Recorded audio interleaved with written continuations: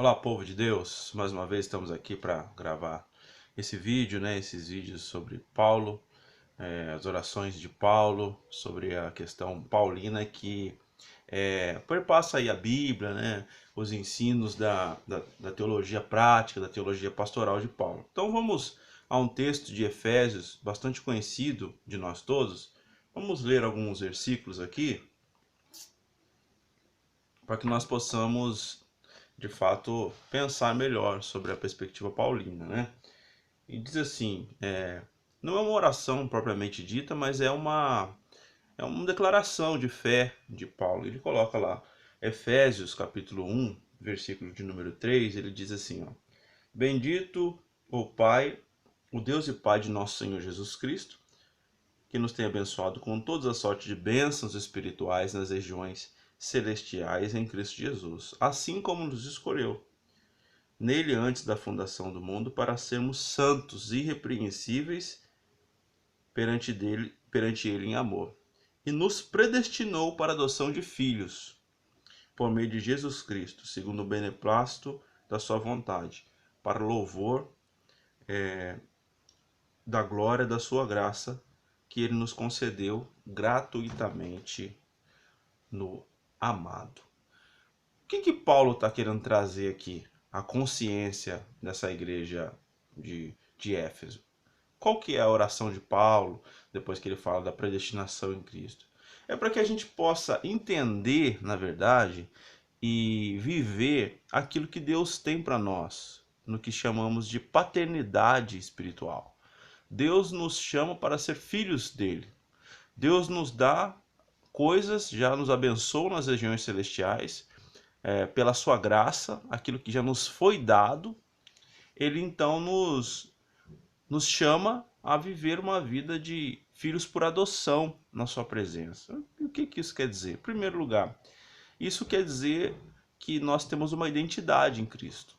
Nós somos filhos de Deus. Cristo nos dá, o sacrifício de Cristo nos dá a possibilidade, nos dá a autoridade de viver o reino de Deus. Por quê? Porque somos filhos. E por que nós vivemos o reino de Deus através da filiação em Cristo? Porque o reino, ele é hereditário, ele vai passando de pai para filho. Reino, ele é passado de pai para filho. Então, só se pode ser filho sendo adotado e incorporado à família. Deus em Cristo nos chama para ser filhos dele no reino de Deus. E o que ele nos faz? Ele nos abençoa nas regiões celestiais, nos dá poder, autoridade sobre as coisas que estão na terra, para que a gente possa governar. Então tudo aquilo que nós às vezes buscamos ter, nós já temos em Cristo. Nós somos chamados para influenciar. Nós somos chamados para ser filhos de Deus e influenciar a nossa cidade. Deus nos confia não somente a igreja, mas ele nos confia vocação para transformar a cidade. O que nós temos que ser? Agente de transformação na vida das pessoas. Então isso fica muito claro quando você vê, por exemplo, que a igreja ela tem uma missão de sinalizar o reino de Deus através da filiação. Então, o prefeito da sua cidade ele precisa saber que ele é filho de Deus. Ele precisa saber que ele tem uma identidade em Cristo. E a partir disso, ele vai governar a cidade com leis justas e honestas. O seu patrão, ele precisa saber que ele é um filho de Deus. E através disso ele vai agir como tal. Você precisa saber que você é um filho ou uma filha de Deus. E a partir disso você vai agir de acordo com os padrões de Deus. O problema nosso é que a gente tem uma crise de identidade, a gente não sabe quem é. E aí quando você não entende que você é filho, você age como servo. E aí você age segundo a sua própria lei, como escravo, escravo do pecado, escravo das suas paixões, dos seus vícios e das suas manias. Então quando nós somos chamados para ser filhos de Deus, por adoção, nós temos que entender que Deus já está dando para nós coisas referentes ao seu reino e à sua justiça. E aquilo que ele tem nos chamado para ser, para governar. Então, nesse sentido, eu imagino que nós precisamos entender melhor essa questão. Do que Cristo já fez por nós. O sacrifício já foi feito. Nós já temos aquilo que nós precisamos para fazer. Então, por que a gente não faz? Não é porque a gente não entende. O problema é esse. O problema é que a gente não entende que somos filhos de Deus. Nós não entendemos que somos filhos da adoção. Nós não agimos como filho porque na nossa cabeça a gente é servo, a gente é escravo. A gente ainda não consegue lidar com essas coisas. Mas a partir do momento que a nossa mente é transformada, como o apóstolo Paulo fala, e a revelação de que somos filhos de Deus, a testificação do Espírito Santo no meu espírito, dizendo que eu sou filho de Deus, isso produz em mim uma mudança qualitativa e quantitativa, ou seja, eu vivo melhor como filho de Deus, me relaciono melhor com as coisas. Para que Deus nos chama para ser filho? Para relacionar com as coisas e com as pessoas à maneira de Deus. Então, qual que é o nosso problema do nosso tempo hoje, do momento que a gente vive? É um problema de relacionamento. Qual que é o problema da perdição sexual das pessoas? É um problema de relacionamento. As pessoas não se relacionam com outras como filhos e filhas de Deus, elas se relacionam como criaturas, como pessoas que podem fazer o que quiser. Mas a partir do momento que se descobre que é filho de Deus, a mentalidade tem que mudar. Por que as pessoas têm problema de relacionamento com dinheiro? Porque elas não entendem o padrão de Deus. O padrão de Deus estabelecido com as finanças. Aí age como? Age como escravo, age como servo, age como quem não tem uma perspectiva de reino, de aliança, de missão, de chamado. E o apóstolo Paulo ora, as suas orações e as suas colocações são para que as pessoas entendam que elas são filhas de Deus. A revelação, a sabedoria e o conhecimento de Deus vem através daquilo que se chama de paternidade de Deus sobre a vida das pessoas. E a gente não entende isso. O nosso maior problema na humanidade aí com as igrejas é que as pessoas não entendem que elas são filhas de Deus. Não entendem. E vivem como escravos. E somos uma grande família dos filhos de Deus. Um filho gera filhos e cuida de filhos. Então os problemas são esses. Quando você não gera, você preocupa com outras coisas, você perde o seu tempo. Perde o seu tempo e você não consegue fazer o que Deus pediu para que fosse feito, que é pregar o evangelho. Gerar filhos. É isso. É isso que a Bíblia nos manda fazer, gerar pessoas, gerar filhos, filhas de Deus. Se nós não fizermos isso, nós não vamos cumprir o mandato de Deus. Então, a questão toda para nós é essa. A gente não consegue entender a paternidade. Ou porque a gente não tem identidade ainda de filho, ou porque a gente não entendeu que o nosso chamado é para gerar, para conscientizar. Conscientizar que somos filhos de Deus. A questão é essa. A partir dessa consciência de que somos filhos e filhas de Deus, a nossa vida ela muda. E o apóstolo Paulo está insistindo aqui. Por que fala que Deus já nos predestinou, em certo sentido, para ser filhos de Deus? Deus já, de antemão, já nos conhece e já decretou a paternidade nesse sentido. A paternidade de Deus já está decretada de antemão sobre nós. E ele nos chama, ele nos adota já desde a eternidade. E o que nós precisamos preocupar então? Não é com a eternidade, porque a eternidade nós já viemos de lá e voltaremos de lá. Então o que nós precisamos preocupar? De como desenvolver a nossa salvação aqui na terra. De como sinalizar essa paternidade de Deus aqui na terra, transformando a vida das pessoas. Lidando com as pessoas e preparando, de fato, para a volta da eternidade, não para a ida. Ninguém vai, volta, você veio de lá, você veio da eternidade e volta para lá. Então nós precisamos desenvolver aqui, sinalizar aqui nessa terra aquilo que Deus nos chama para fazer. Através de quê? Através do nosso relacionamento com as pessoas.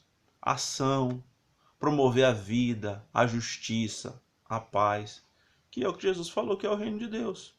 A justiça, colocar as coisas nos seus devidos lugares, promover esperança para as pessoas, não somente de uma forma assistencialista, de dar cesta básica, de dar assistência, mas de desenvolver nelas uma consciência de que através disso elas conheçam a Deus e que sejam filhos e filhas de Deus.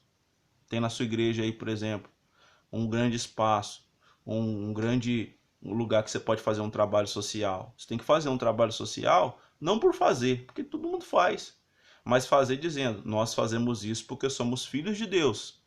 E você também é filho, e precisa descobrir que Deus te ama e te tem como filho. E a partir disso o evangelho é pregado dizendo para ela, você é filho, filha de Deus. E você precisa entender isso e passar isso para as pessoas, simples assim. Quer dizer, em tese é simples, né? Mas o problema é que a gente não entende, está na nossa mente.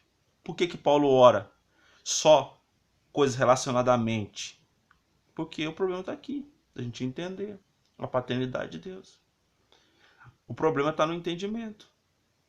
Todas as palavras de Paulo, as orações de Paulo, estão voltadas a duas coisas, basicamente. A questão de principados e potestades e questões da mente. E o que é um principado e uma potestade para Paulo? É aquilo que formata as mentes, é aquilo que induz as mentes. Principado e potestade, para Paulo, é aquilo que tem o poder de persuadir a cabeça das pessoas. Por isso que ele fala, para que abra o entendimento para o Evangelho. 2 Coríntios 4,4. Se o Evangelho para alguns é perdição, porque o Deus desse século cegou o quê? Não foi o coração, não foi a alma, não foi o espírito. Ele fala, o Deus desse século cegou o entendimento, para que não resplandeça a luz de Deus, a luz do Evangelho. Aonde está a chave da pregação? Está aqui, no entendimento. As pessoas precisam entender. E a fé, ela também está relacionada a isso, né? A gente às vezes tem uma noção muito fraca sobre fé, né? A fé não é crer. A fé não é crer. Crer é crendice. Ah, você está inventando? Não, está lá em Tiago. Os demônios creem. Tem crendice. A palavra é outra. Tem crendice. E até estremece. Mas o que é a fé, então? A fé é fidelidade. É crer e ser fiel. E agir conforme aquilo que se crê. Você crê que tem que fazer as coisas? Crê, mas não faz. Então não é fé, segundo a Bíblia. A fé, ela só é fé quando ela pressupõe a fidelidade, ou seja, ela precisa ser colocada em prática. É essa a questão. E aonde que está todo esse bloqueio, Paulo fala? Está no entendimento, está na cabeça, está na mente das pessoas. Se a gente não conseguir destravar isso, não vai. E aí o problema vira uma igreja que não é igreja às vezes, né? A gente está num grupo de pessoas que não é igreja.